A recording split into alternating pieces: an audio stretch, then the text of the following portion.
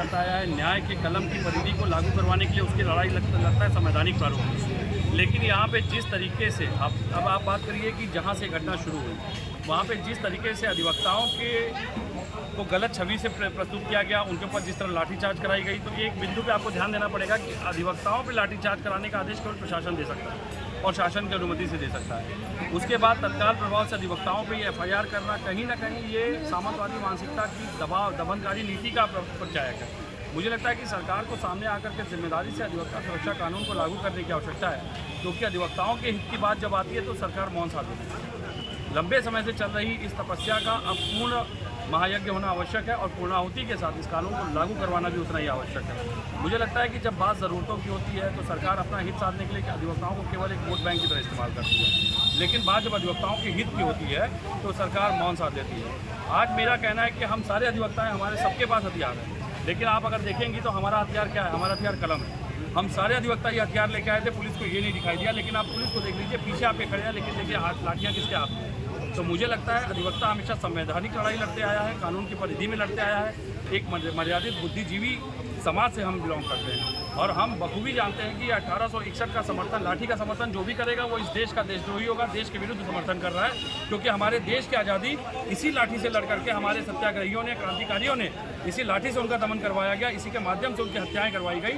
और आज इस लाठी का समर्थन मतलब मुझे लगता है आधुनिक भारत पे एक कलंक के समान है। और इस लाठी वाली व्यवस्था को हटाने के लिए मैं आपको ये भी बता दूं, हमारे सुप्रीम कोर्ट ने मॉडल पुलिस एक्ट 2006 के प्रावधान निर्णित किए हैं, लेकिन चूंकि उसमें अधिकारियों के अधिकार कम किए गए हैं, उसमें अधिकारियों की अंग्रेजी सोच पर प्रतिबंध लगाया गया है, इसीलिए अधिकारी नहीं चाहते कि वो कानून यहाँ पे लागू हो, चाहे पूरे देश में लागू हो, क्योंकि अधिकारी जो हैं वो बैठ के अंग्रेजी मानसिकता से केवल दमनकारी नीतियाँ अपनाते हैं और शासन की गुडबुक में बने रहते हैं, ट्रांसफर पोस्टिंग का खेल खेलते हैं। विवेक जी, जिस तरह से देखेंगे कि हापुड़ में अधिवक्ताओं को लाठीचार्ज किया गया, उसके बाद में वहाँ से वकीलों ने प्रदर्शन करना शुरू किया और यहाँ तक आ पहुँचा है, लखनऊ राजधानी तक आ पहुँचा है। और यहाँ पर भी ये कहा जा रहा था कि अधिवक्ता अपने कलम की दम पर लड़ाई लड़ेंगे, लेकिन पुलिस प्रशासन जो है उनके ऊपर जो है लाठियाँ बांधते हुए दिखाई दिया।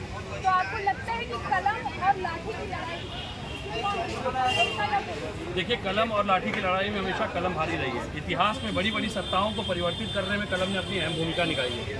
अगर सरकार की बात कर ले तो आज अगर अधिवक्ता अपनी कलम की स्याही चलाना शुरू कर दे तो सुप्रीम कोर्ट में एक SLP फाइल करने की देर है। जितने आपराधिक मुकदमों की फाइलें बंद है, सारी आपराधिक फाइलें खुलवा दी जाएंगी। लेकिन चूंकि हम सरकार को लोगों ने चुना है, जनमत का हम सम्मान करते हैं और सबसे बड़ी बात है हम खुद इसी समाज से आते हैं। हम समाज में चाहते हैं बदलाव, हम समाज में दमनकारी नीतियों को नहीं लागू होने देंगे। और मैं बड़ी जिम्मेदारी के साथ कह रहा हूँ कि लाठी का जो भी लाठी का समर्थन करता है वो अंग्रेजी मानसिकता का समर्थन करता है। 1861 में अंग्रेजी पुलिस कानून बनाया इसलिए गया था ताकि इस देश में आंदोलन सत्याग्रह का दमन किया जा सके। और अब हमारी लड़ाई पुलिस से नहीं है, हमारी लड़ाई है कि ADM प्रशासन को किसने लाठीचार्ज का आदेश दिया, वो चाहे प्रमुख सचिव हो, चाहे योगी आदित्यनाथ के लोक भवन से वो आदेश आया हो। लेकिन अब ये सरकार जिम्मेदारी ले, क्योंकि जो SIT बनाई गई है उस SIT में भी जो हमारे अधिकारी जो रखे गए हैं पुलिस के, उसमें बार का ना कोई पदाधिकारी है, ना कोई अधिवक्ता है, ना हमारे उत्तर प्रदेश बार काउंसिल का कोई मेंबर है, ना कोई रिटायर्ड जज है। तो मुझे लगता है कि सबसे पहले आवश्यक है कि इस पूरी लड़ाई को कलम की ताकत से और विधिक प्रारूप में हम लड़ रहे हैं और हम लड़ करके इस बार अपना मुकाम हासिल करके रहेंगे।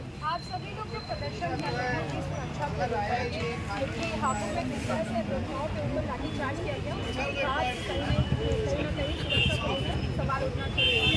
तो आपकी बार काउंसिल जो है उसकी तरफ से सरकार के पास मांगे रखी गई और सरकार ने किन मांगों पर सहमति दी? हम लोग की मुख्य मांग है कि अधिवक्ता एक्ट जो है वो लागू किया जाए। हम लोग मेन उसी के लिए लड़ाई लड़ रहे हैं और वो अगर आ जाएगा तो ये जो जिस तरीके से पुलिस कर रही है ये दोबारा ऐसा नहीं कर पाएंगे। और हम ऐसा माना जाता है कि पुलिस और वकीलों का हमेशा से बैर रहा है, तो ऐसा क्यों कहा जाता है? क्योंकि भाई वो हम लोग कलम की ताकत रखते हैं, वो लाठी की ताकत रखते हैं। और उन्होंने एक अपना ये बना रखा है, जैसे यहाँ कमिश्नरेट है, लखनऊ की स्थिति इतनी ख़राब हो चुकी है कि अगर आप थाने चले जाएंगे आप अपनी बात नहीं रख सकते। वकीलों को डंडे से मार के भगा देते हैं, ये आपने कई जगह देखा होगा, जानकीपुरम में देखा होगा, कई जगह लखनऊ में तो आए दिन ही हो रहा है। ऐसा क्यों हो रहा है, कोई वजह होगी?